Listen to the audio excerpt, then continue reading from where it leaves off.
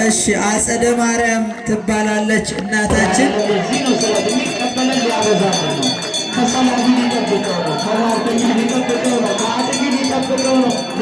ምስጋና እልልታ ይገባል ለመድኃኔዓለም። በእውነት እናቶቼ ዛሬ በእግዚአብሔር ፊት እልል ብንል በእግዚአብሔር ፊት ምስጋና እንድናቀርብ እድል ላይ የተሰጠን። እችን እድላችንን ለምስጋና እንጠቀምባት።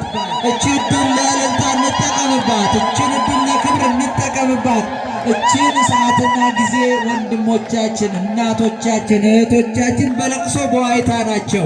እኔና እናንተን ደግሞ ለምስጋና ጠራን። ታዲያ እናመስግኗ መድኃኔዓለም። እናቶች ይህንን ድምፅ ሲሰሙ እያለቀሱ ነው። በእውነት ራሔል ስለ ልጆቿ አለቀሰች፣ ዋይታ ሆነ። ራሔል ያለቀሰችው ለቅሶ ድምፅ በራማ ተሰማ እንዳለ ሰቆቃወ ኤርምያስ እንደሚገልጽልን ማለት ነው። እሺ አመስግኑላቸው፣ አመስግኑላቸው። በእውነት ስለታችሁን ይቀበልላችሁ፣ ልመናቸውን ይቀበልላቸው። እግዚአብሔር ይማርልን፣ እድሜ ይስጥልን፣ እግዚአብሔር ይማርልን ልብላችሁ አመስግኑ። በእውነት ነው የሚያጸናው የሚያጽናናው ወላጅ የሌለን ልጆች እንድንሆን ያልተወን ጌታ በፍቅር ቅፉ ከወደቅንበት እያነሳን በተወጋው ጎኑ በፈሰሰው ደሙ የፈወሰን መድኃኔዓለምን የምናከብርበት ሰሞን ነው። ይሄ ሰሞን ከፍ አድርጋችሁ አመስግኑት። ሐዋርያት የስብከታቸው ግርማ ሞገስ የሆነውን የስብከታቸው መጀመሪያ የሆነውን ኩሎ ሀደግነ ወተለውናከ ሁሉን ትተን ተከተልን ያሉት ተከትለው ዋጋ የከፈሉለትን መድኃኔዓለምን በእልልታ እናመስግነው። በእውነት በእልልታ እናክብረው።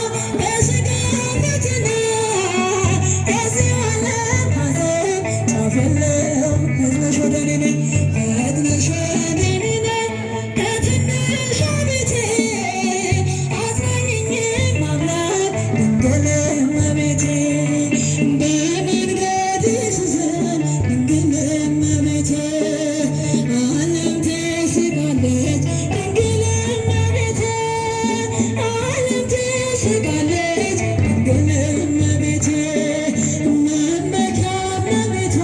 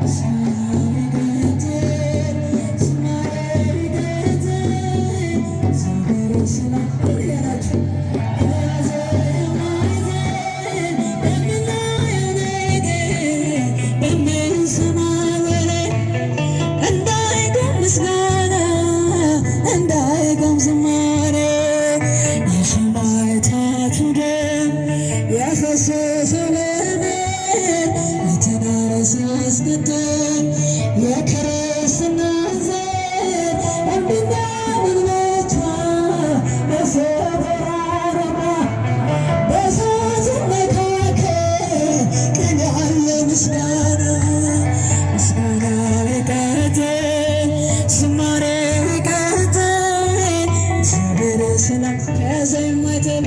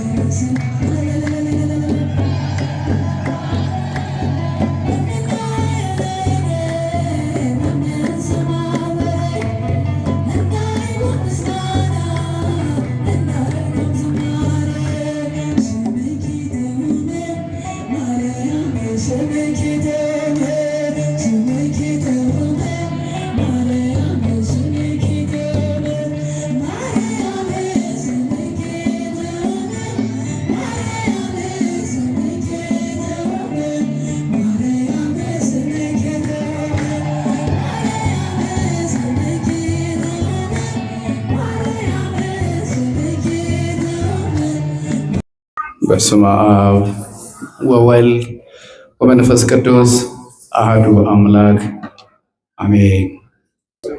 ንጉሴ ባወቀ የደብሩ የስብከተ ወንጌል ክፍል የተከበራችሁ መምህራነ ወንጌል በየማዕረግ ስማችሁን ያልጠራኋችሁ እንዲሁም በዚህ ሰዓት ከሩቅም ከቅርብ መጥታችሁ በዚህ ቅዱስ ስፍራ የተገኛችሁ ዘመኑ ባመጣው ቴክኖሎጂ ደግሞ በየቤታችሁ ሆናችሁ የምትሰሙ የምትከታተሉ ከሀገር ውጭም ከሀገር ውስጥም ያላችሁ ሁላችሁ እግዚአብሔር ቤተሰቦች የመድኃኔዓለም ቤተሰቦች እናታችን የቅድስት ድንግል ማርያም የቃል ኪዳን ልጆች የቅዱሳን መላእክት ወዳጆች ሁላችሁ እንደምን ዋላችሁ? እንደምን ሰነበታችሁ? ቅዱስ አምላካችን እግዚአብሔር እስከዚህ ሰዓት ያደረሰን ስለማይነገር ስጦታው ዛሬም ዘወትርም ስሙ የተመሰገነ ይሁን። እናታችን አማላጃችን ንጽሕተ ንጹሐን ቅድስተ ቅዱሳን ድንግል ማርያም ስሟ የተመሰገነ ይሁን። ሰማያውያን መላእክት ምድራውያን ቅዱሳን በረከታቸውና ረድኤታቸው በሁላችን ላይ አድሮ ይኑር። ይሄይሰኒ እደግ ውስተ እደ እግዚአብሔር እምእደግ ውስተ እደ ሰብእ። ምሕረቱ ብዙ ነውና በሰው እጅ ከመወድቅ በእግዚአብሔር እጅ በወድቅ ይሻላል።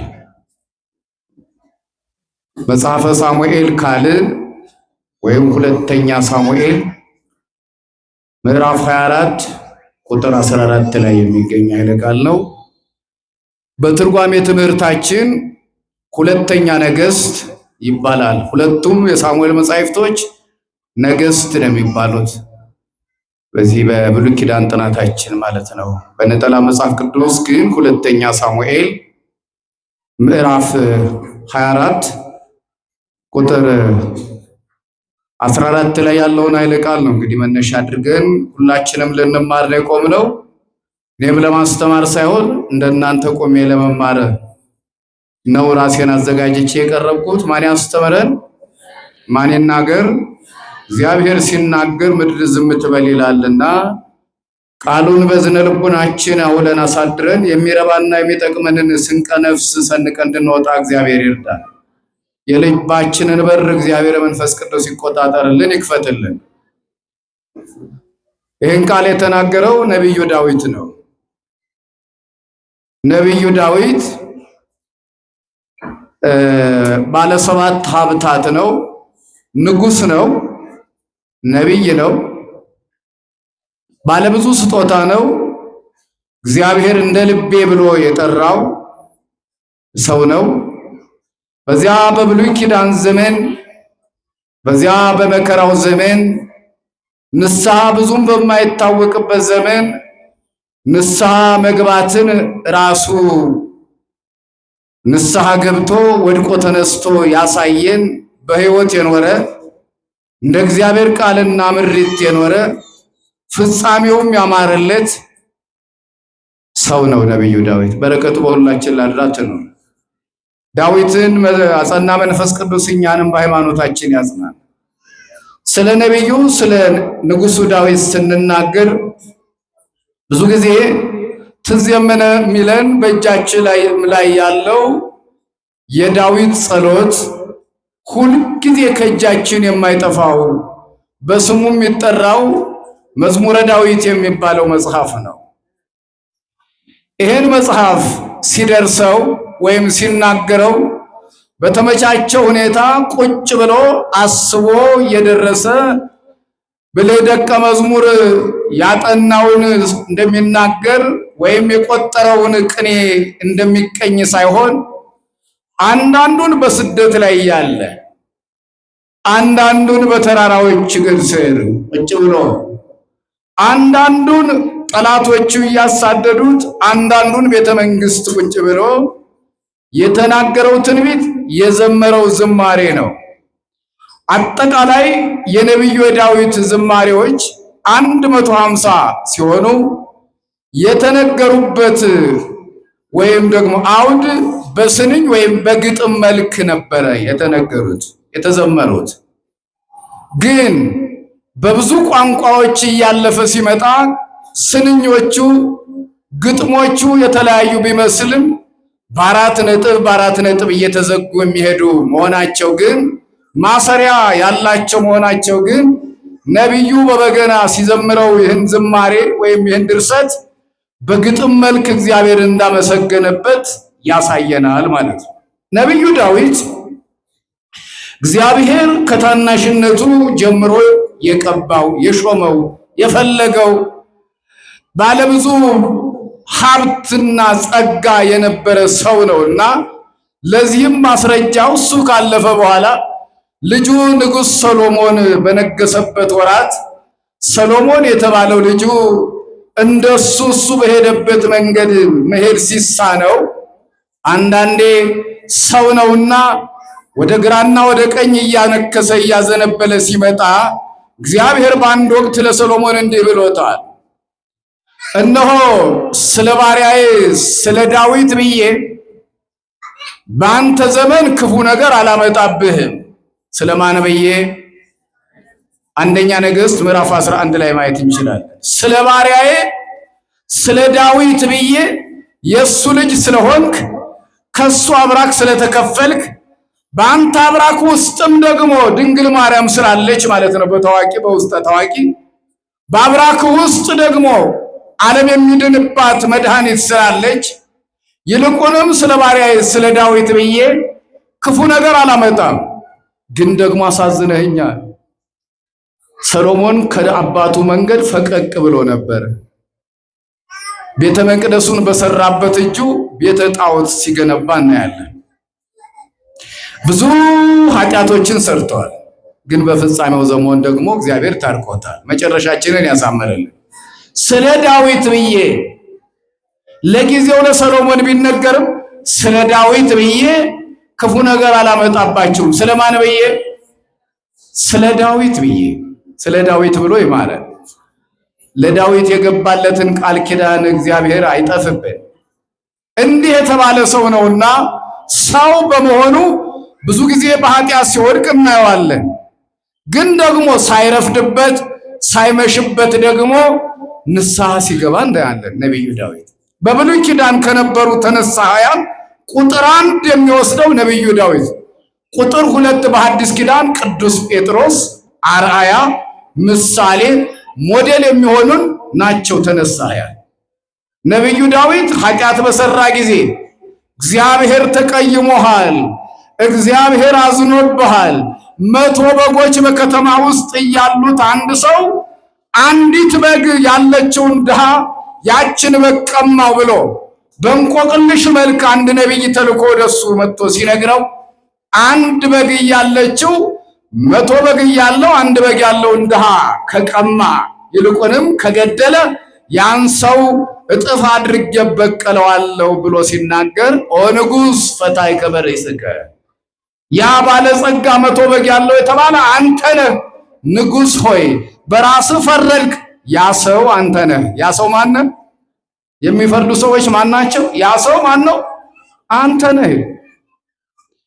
በአንደኛ ሳሙኤል ምዕራፍ 12:7 ላይ ሲለው ከእግዚአብሔርማ ተጣልቼ እግዚአብሔርንም አሳዝኜ የምመክተው ጋሻ የምሮጥበት ሜዳ የምሾልክበት ቀዳዳ የለኝ። እግዚአብሔር ተቀይሞኝማ እሱ እጅ ላይ ተቀምጬ በማን ላይ ቁመሽ እንዲሉ አበው ምን ይበቃኛል? ምንስ ይሻለኛል? ብሎ ከዙፋኑ ላይ ወርዶ የለበሰውን ወርቀ ዘቦ አውልቆ ማቅ ለብሶ አመድ ነስንሶ ወባንብ አርሃስኩ ምስካቤ በእንባዬ መኝታዬን አረሰረስኩት እስኪል ድረስ እግዚኦ በመዓትከ ይትቅስፈኒ ብሎ ዝቅ ብሎ ንስሐ የገባ ነው። እባካችሁ አመስግኑት ነቢዩ ዳዊት። ዛሬ ጻድቃን ሰማዕታት፣ ደናግል፣ መነኮሳት፣ ቅዱሳን ሲያርፉ በሱ ዝማሬ እየታጀቡ ነው ወደ ሰማይ የሚሄዱት። ዝማሬው ያልተቋረጠበት ሰማይ ላይ ሄዶ በገናውን ይዞ ነው የሚገለጠው። መገለጫው ነቢዩ ዳዊት ጻድቁ አባታችን አቡነ ኪሮስ የሚባሉት ባረፉ ጊዜ ነቢዩ ዳዊት መጥቶ 10 አውታር ያለው በገና ይዞ መጥቶ እንዴት ባለ ቅኝት ቃኝቼ ልዘምር አላቸው። ጻድቁን ከኔ ጋር ናቸው። እግዚአብሔር ባመለከተ ደስ ያሰኘዋል እግዚአብሔር የምትለውን ዝማሬ አንስተ ዘምር አሉ ጻድቁ። ክቡር ሞቱ ለጻድቅ በቅድመ እግዚአብሔር፣ ለጻድቅ ሞቱ በእግዚአብሔር ፊት የከበረ ነው ብሎ አንዷን ይችን ከአውታሩ አንዷን ብቻ በጣቱ ቢነካት 1 ዓመት አነዘረች ወይም ጮኸች ይለናል የጻድቁ አቡነ ኪሮስ ገድል። በረከቱ ትድረሰን፣ አመስግኑት። ያ ነቢዩ ዳዊት ሰማይ ላይም በዝማሬ ነው ያለ ማለት ነው። ሰማይ ላይ እና ያ ነቢይ ዳዊት በነበረበት ዘመን ከሰራቸው ኃጢአቶች ከተሳተባቸው ስህተቶች አንዱ የእግዚአብሔርን ገንዘብ እግዚአብሔርን ሳያስፈቅድ ቆጠረ። የማንን ገንዘብ? ምን አለ? ቆጠረ። የማን ገንዘብ ነን እኛ? የራሳችን ነን እንዴ? የማን ልጆች ነን? ተቆጥረናል? አልተቆጠርንም። እንኳን አይደለም መላ እንትናችን ፀጉራችን ተቆጥሯል። ልኬቱ ታውቋል። ይሄ የእግዚአብሔር ገንዘብ ነው። ህዝቦች አጠቃላይ መጋቢያቸው ማን ነው? ማን ነው ፍጡራን የሚመግበው? የሱ ገንዘብ ናቸው? ገንዘቡ አይደሉም። የዓለም መንግስታት በየ10 ዓመቱ ይቆጥራሉ ሰዎች ህዝባቸውን የሚመሩትን ህዝብ ምን ያህል ህዝብ ብለው አማካኝ አውጥተው በ10 ዓመት ቆጠራው እንኳን ባይቆጠር ራሱ ግምት ያስቀምጣሉ። የስታቲስቲክስ መስሪያ ቤት ስራው ይሄ ነው፣ ህዝብ መቁጠር። ድንግል ማርያም በነበረችበት ዘመን ዮሴፍ ጻድቁ ይቆጠር ዘንድ እሱም በሀገር ስለሚኖር ዜጋ ስለሆነ ተቆጠሩ ተብሎ ህዝቡ ስለታዘዘ ድንግል ማርያምን ይዞ ለመቆጠር ወጣ አይደለም የሚለው መጽሐፉ። ሊቆጠር ሲወጣ ግን መንገድ ላይ ምን ሆነ? ድንግል ማርያምን ጌታን የምትወልድበት ቀን ደረሰ አይደለም የሚለው። ልትቆጠር ስትወጣ እንቆጠራለን፣ መንግስታት ይቆጥሩናል። ይቁጠሩን እንጂ ግን ይመግቡናል እንዴ? የሚያኖረን ማን ነው? መጋቢያችን ማን ነው? የዓለም ህዝቡ መንግስታት፣ በተለይ ሀያላን መንግስታት የህዝብ ቁጥር ሲያሻቅብ ያስጨንቃቸዋል። በተለይ አፍሪካኖች በምን መሰላችሁ የሚጨነቁት? ከኔ የበለጠ መረጃውን ታውቁታላችሁ። አንደኛ ድህነት የተስፋፋባቸው ሀገራት ስለሆኑ ሲበዙ ቁጥራቸው ፍልሰትና ስደት ይመጣና የኛን ድሎት ይሻሙናል፣ ወደኛ ሀገር ፈልሰው ተሰደው ይመጡብናል ብለው ድንበራቸውንም ዘግተው አልበቃቸው ብሎ ደግሞ ቁጥራችን እንዲቀንስ ደግሞ ይፈልጋሉ። ደህና መሻችሁ። ቺቺን ለእናንተ ልተዋት። በሁለት መንገድ ቁጥራችን እንዲቀጭጭ ይደረጋል። በስንት መንገድ? አቤት። አንደኛው ቫይረስ፣ ገዳይ ቫይረሶችን በላቦራቶሪ አበልጽጎ መልቀቅ። ሁለተኛው እርስ በርሳችን እየተባላን በጦርነት ቁጥራችን እንዲቀንስ ማድረግ። እዚያው ባለንበት ስንዴ እየላኩ እዚያው ተቀመጡ አትምጡ። እነሱ ድሎትን ቁጥራቸውን ቀንሰው ዝቅ አድርገው በስሌት በቀመር ነው የሚኖሩ።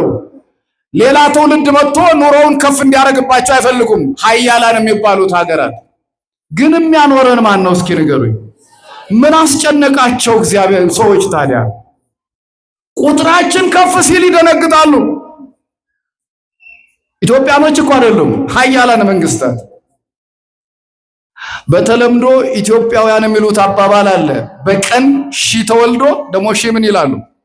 1000 በስሌት እኮ ነው እግዚአብሔር ስራውን የሚሰራው። ትርፍ ዜጋ እኮ አይፈጥርም። እዚህ ከተማ ተከማችተን ስለተገፋፋን ነው እንዴ? ገጠር ብትሄድ እኮ ባዶ እኮ ነው።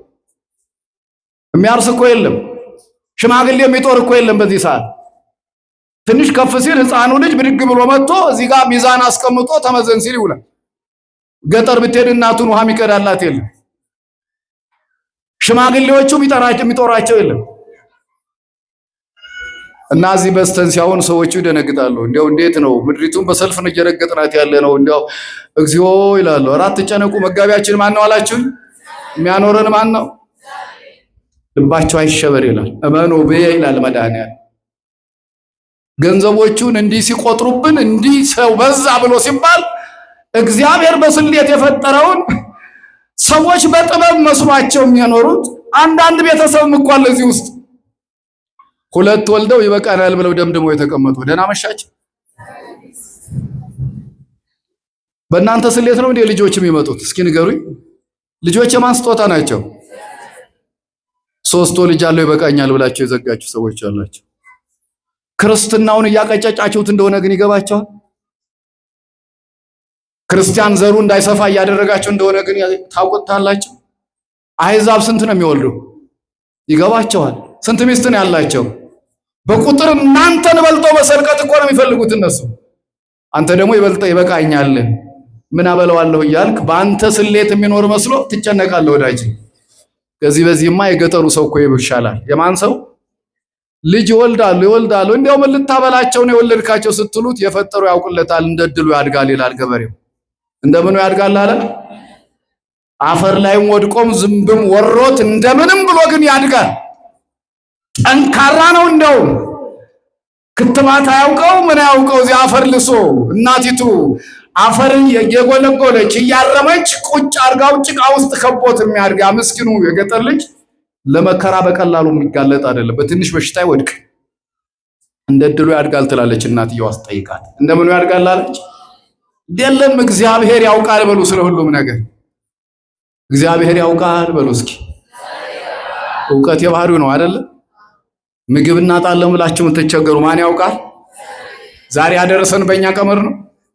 ነቢዩ ዳዊት ይሄ ነገር ያሳስበው እንዲያው ምን ያህል ህዝብ ነው የምመራው? እስኪ የምመራው ህዝብ ምን ያህላል? ክረምቱ ሳይገባ ቶሎ ብላችሁ የከዳን እስከ ቤርሳቤ ይልቁንም ከዮርዳኖስ ማዶ ያለውን ህዝብ ጨምራችሁ መንፈቀ ነገደ ምናሴ የሰፈረ እዚያ ነው። የቢንያም ነገዶች ማዶ ነው ያሉ። ይሄን ሁሉ ቁጥር ቆጥራችሁ ጨርሳችሁ በአስቸኳይ ሪፖርት አድርጉልኝ ብሎ አዘዘ። በዙሪያው ያሉት በንጉሱ ዙሪያ ያሉት ንጉስ ምን ሆነ?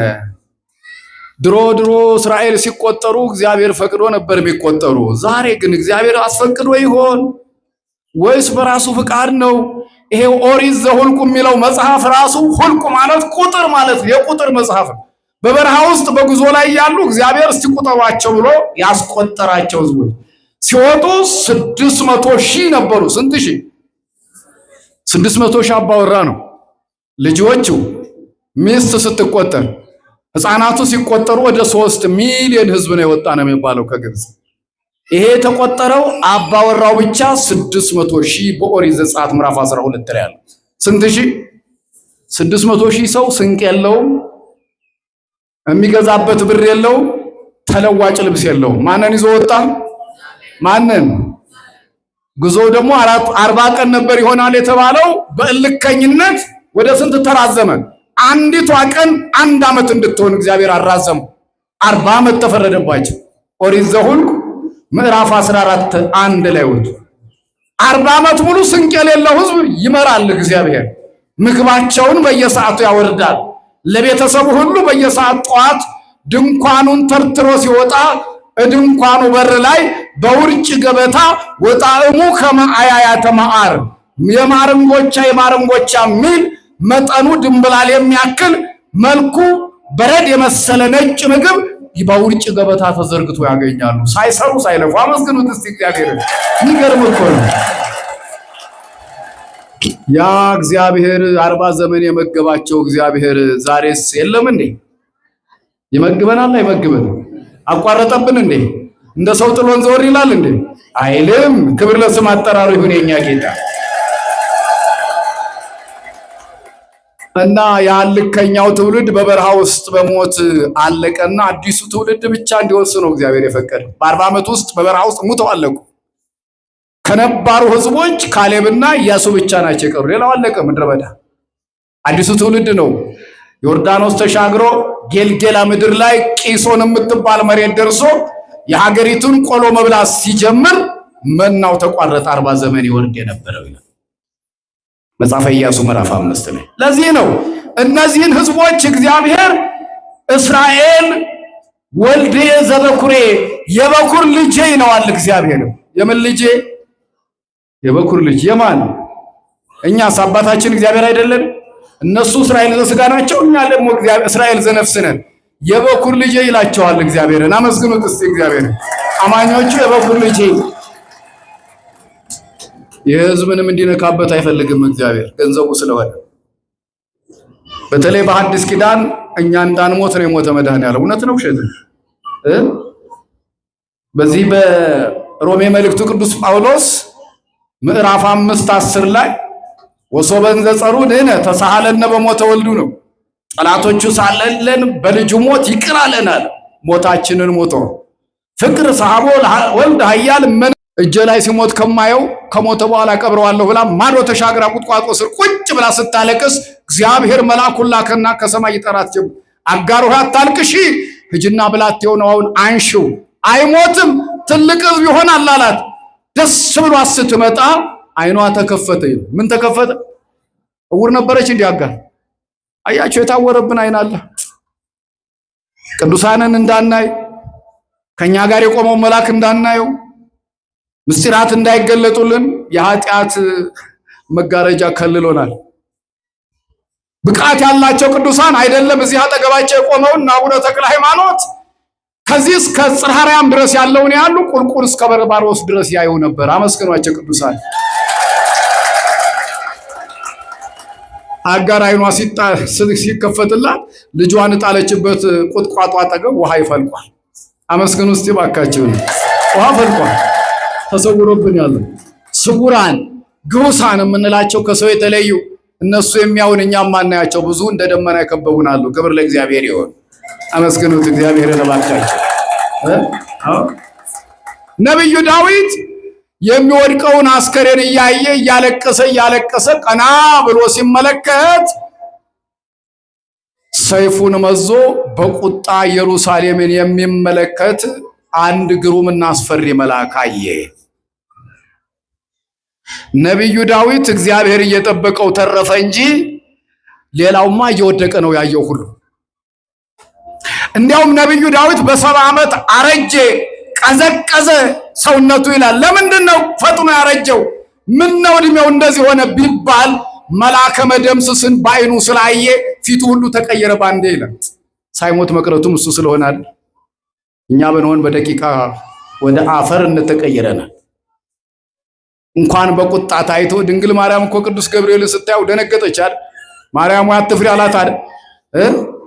እና ድንግል ማርያም መልአክ አይታ ከፈራች ወደ አደንገጸትም ቃሉ ከተባለ እኛማ እንዴት ተብሎ በዚህ በተጋረደ በተተበተበ ማንነት እንዴት ብለንስ ብናያቸው እንሞታለን። በድንጋጤ እንሞታለን። ለዚህ ነው እነሱም አይገለጡም። በኃጢአት ተተብትበናል። ደነገጠ። ሲደነግጥ ምን አለ? ወደ መሬት ወድቆ ምን ተገብሩ እሉ አባግ እንዘ ኖላዊ ሆሟነ። እኒህ በጎች ምን አደረጉ? ከኔ ጋር በሉት እስኪ። እኒህ በጎች እኒህ መንጋዎች ምን አደረጉ? እኔ ጠባቂያቸው እያለሁ ምን አደረጉ? ዓለም ላይ ያሉ ክርስቲያኖች መከራ የሚደርስባቸው የሶሪያ ክርስቲያኖች ምን አደረጉ? የሩሲያና የዩክሬን ክርስቲያኖች እርስ በርሳቸው የሚጋደሉ ምን ስለሆነ? ገዳዩም ሟቹም ኦርቶዶክሶች ናቸው። ከኔ ጋር ናቸው። ዩክሬንም ራሽያም ምንድናቸው? ኦርቶዶክስ። የሚያልቀው ምንድነው? መንጋዎች። ለምንድነው ዓለም ላይ ያሉ መከራ የሚያዩ ክርስቲያኖች? ዓለም ላይ በዓለም ሳላችሁ ምን አለባቸው አለን መድኃኔዓለም። ምን አለባቸው? ምንን ተሸከሙ ተባለ? መስቀሌን ተሸከሙ ክርስቲያኖች። አንዳንድ የብቅ ጥልቅ በሚሉ መከራዎች ለምንድነው የምንደነግጥ? ለምንድነው የምንሸበር? መስቀል ተሸካሚ እኮ ነን። ምን ተሸካሚ? መስቀል ምንድነው? መከራ ነው አይደል እንዴ? አይለየንም እኮ የመላ ዘመናችንን።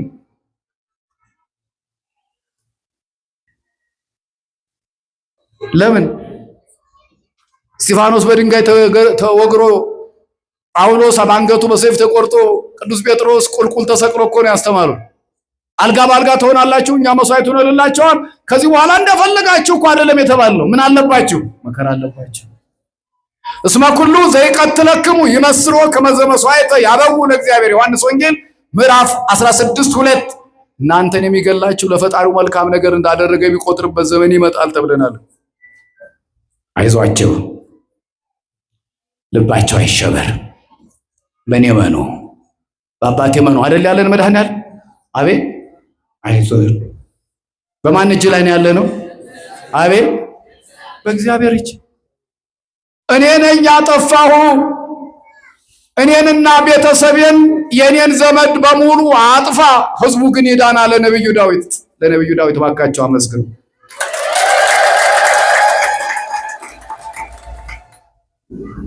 እኔንና ማንን አጥፋለ?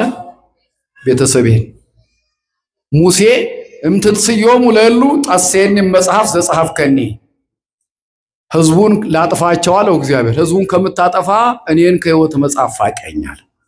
ነብዩ ዳዊት ደግሞ ህዝቡ በሰላም ይኑር፣ እኔ እረኛቸው ልሙት፣ እኔ በሰራሁት ኃጢአት ስለሆነ የሁሉ መከራ ይመጣ ብሎ በእግዚአብሔር ፊት ወደቀ።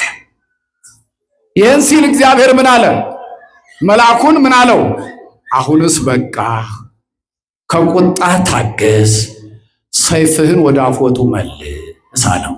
መከራው ተወገደ። አመስግኑት እግዚአብሔር። መከራችንን ያቀልልን፣ ዓለም ላይ ያለውን ሁሉ ፈተና ያርቅልን። በቃ ይበል እግዚአብሔር። እሱ በቃ ሲል ይበቃል አይደል?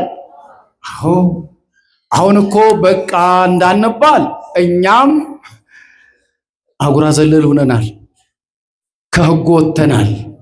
50 ጻድቃን እኮ ጠፍቶ እኮ ነው የሁሉ መከራ እኮ አልነጋ ያለው። እናንተ እዚህ መታችሁ ታለቅሳላችሁ፣ ሌላው ደግሞ ይጨፍራል፣ ሌላው በኳስ ይደባደባል። ሁለቱ ድንኳኖች መሳ ለመሳ ተተክለዋል። እዚያ ጋር ጥቁር ተለብሷል፣ እዚያ ጋር ይጨፈራል። እና እንዴት ነው ይቅር የምንባለው? 40 ዓመት ተቆጣቸው እኮ እግዚአብሔር እስራኤልን።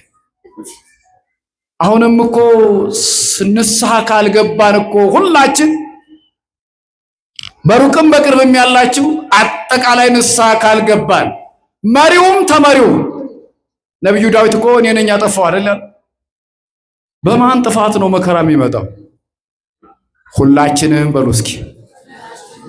አጥፊው ማን ነው? ሁላችንም። ነገሌ አትበሉ። ግድ የለም ሁላችን በድለናል። ስለበደልንም ነው የሁሉ መከራ የሚመጣበት። እኛ ላይ ብቻ አይደለም፣ ዓለም ላይ እንዲያውም ያልጠፋ ነው ከማን ምሕረት የተነሳ ነው ይላል። ዓለማችን ጉድ ውስጥ አይደል ያለችው?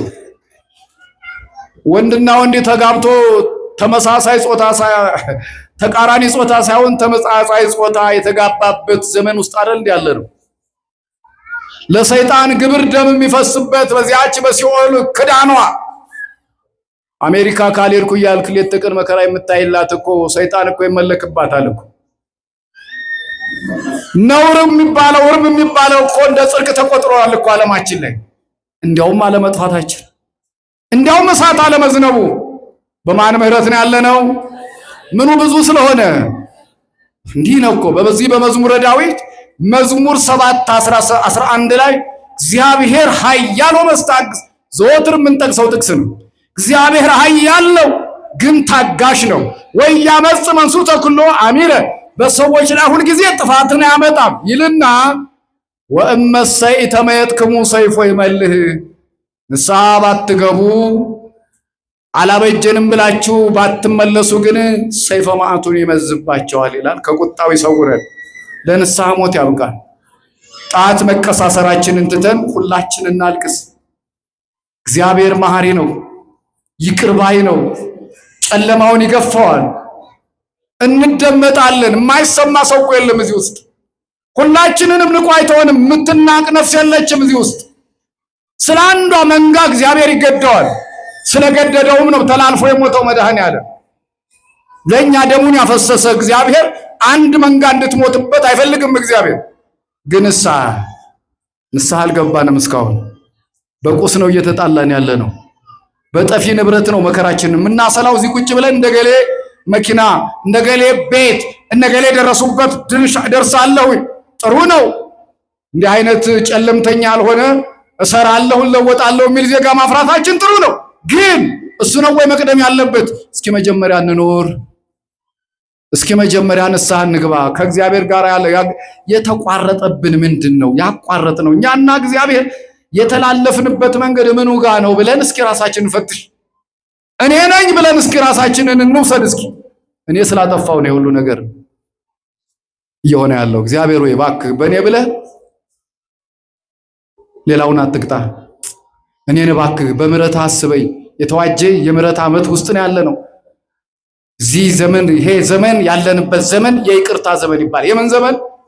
ዓመተ ምሕረት ነው አይደል የሚባለው? ይቅር የተባልንበት ዘመን ነው። ዓመተ እግዚአብሔር ኅሪት ብሏታል ነብይ።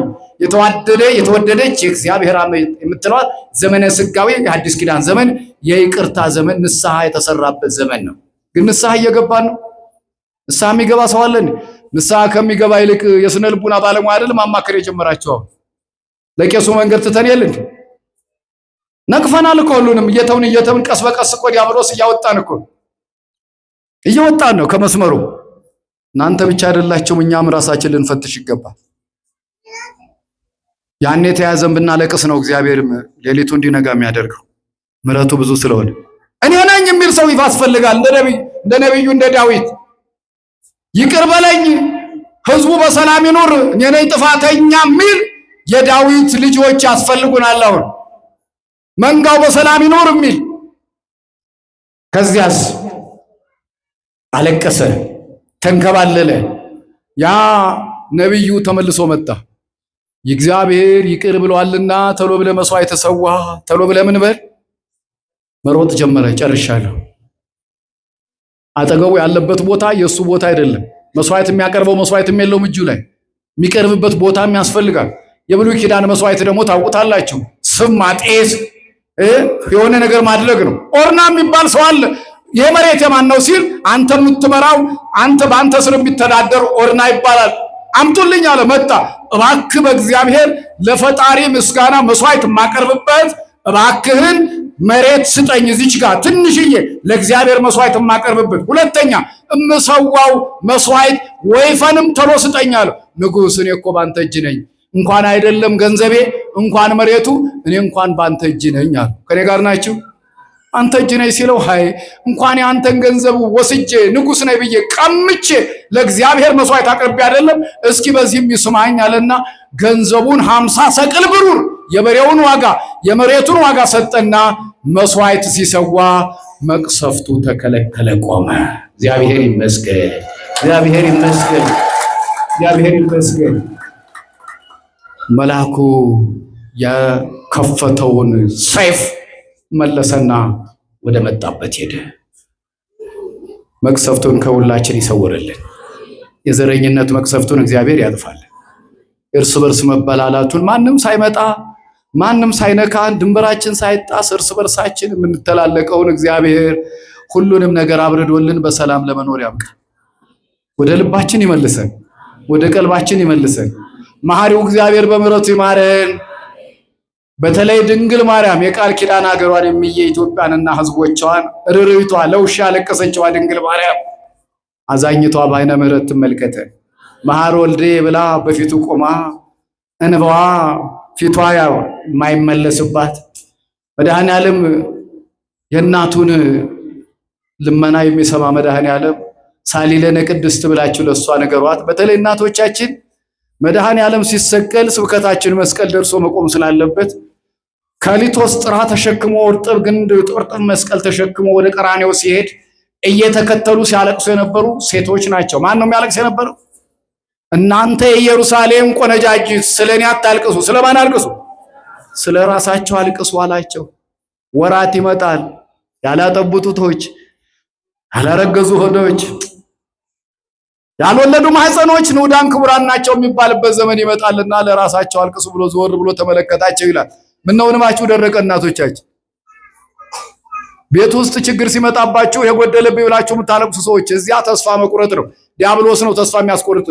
ልቅሶ ዋጋ የሚያገኘው እዚህ መታችሁ የምታለቅሱት ዋጋ አለው። ከኔ ጋር ናችሁ? እዚህ ጋር መተን የምናለቅሰው ጎደለብኝ ራበኝ አይደለም። እባክህ እግዚአብሔር ወይ ብለን የምናለቅሰው እሱ ሰማይ ላይ ሄዶ እንደ ራሔል በር ይመታል የሥላሴን በርና እባካችሁ እንባ የተቀላቀለበት ጸሎት እንጸልይ። የመንፈስ ቅዱስ ሰይፍ ዘውቱ ቃለ እግዚአብሔር ይለዋል ቅዱስ ጳውሎስ።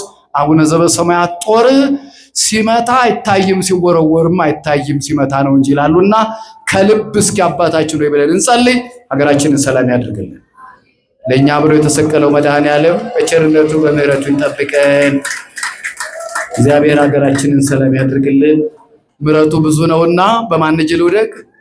በእግዚአብሔር እጅ ልውደቅ። ሲራክ ምን ሆኖ ነው በእግዚአብሔር እጅ አልውደቅ ያለው ቢባል በሰው እጅ ወድቄ ንስሐ ልግባ ማለቱ ነው። ሲራክ እንቆቅልሹን ሳልናገር ሲራክ በፍጡር እጅ ወድቄ በእግዚአብሔር እጅ ግን አልውደቅ ያለው ሰማዕትነት ተቀብዬ ሙቼ መንግስተ ሰማያት ባገኝ ይሻለኛል፣ እግዚአብሔር ምን ስለሆነ መሐሪ ነው ብሎ ነው ሲራክም የነገረንና አምላከ ዳዊት ይጠብቀን፣ በሃይማኖታችን ያጽናን። ወስብሐት ለእግዚአብሔር ወለወላዲቱ ድንግል